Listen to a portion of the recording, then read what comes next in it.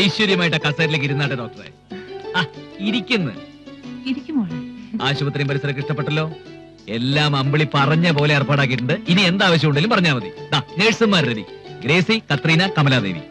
നേരിട്ട് പോയി കൂടുതൽ ശമ്പളം ഉറപ്പിച്ച് രേവതി ഹോസ്പിറ്റലിൽ നിന്ന് പൊക്കിയതാ. 3 പേർക്ക് അപാര മുൻപരിചയം ഉണ്ട് കേട്ടോ.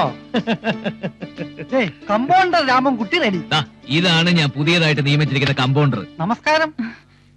ഇത് നമ്മുടെ ബ്രോക്കർ രാമൻകുട്ടി അല്ലേ? ഇയാളെങ്ങനെ കമ്പൗണ്ടർ ആവും?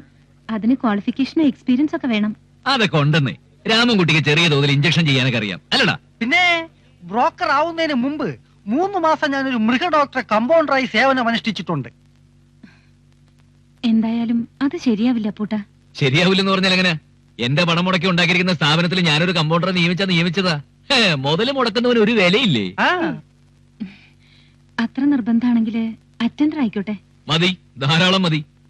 ഈ അറ്റൻഡർ പോസ്റ്റ് കമ്പൗണ്ടർ മുകളിൽ വരുമോ? ഇല്ല, നേഴ്സിന്റെയും കമ്പൗണ്ടറിന്റെ ഇടയിലായിട്ട് വരും. എന്നാ കുഴപ്പമില്ല. അതൊക്കെ പോട്ടെ, ഉദ്ഘാടനം കഴിഞ്ഞു, ഇനി ചികിത്സ തുടങ്ങണം. അതെ, ഡോക്ടർക്ക് ആദ്യമായി ഒരു രോഗിയെ പരിശോധിക്കണ്ടേ? അതിനൊന്ന് രോഗികളാരും വന്നിട്ടില്ലല്ലോ. എങ്കിൽ ആദ്യത്തെ രോഗി ഞാൻ തന്നെ ആയിക്കോട്ടെ. യാതൊരുവിധ അസുഖമില്ലാത്ത അപ്പുട്ടൻ തന്നെ ആയിക്കോട്ടെ ആദ്യത്തെ രോഗി. എനിക്ക് രോഗമില്ലെന്ന് ആരാടാ പറഞ്ഞത്? ഡോക്ടർ, രാത്രിയാവുമ്പോ നെഞ്ചിനകത്തൊരു ഇരിച്ചില്, അടിവയറ്റിലൊരു പുകച്ചില്, ശ്വാസകോശത്തിനകത്തൊരു തരം തിരിച്ചില്, ഹൃദയം കിടന്ന ആകെ ഒരു പെടച്ചില്, പിന്നെ തലവരിപ്പ്, തലകറക്കാൻ, കണ്ണിൽ ഇരുട്ട് കയറുക, കാതിൽ തേനീച്ച മുളുക, ഉറക്കം തീരെയില്ല ഡോക്ടർ. പേരെന്താ? വി അപ്പുക്കുട്ടൻ, കൊട്ടാരം വീട്ടിൽ, താമരക്കുളം, വയസ്സ് 35.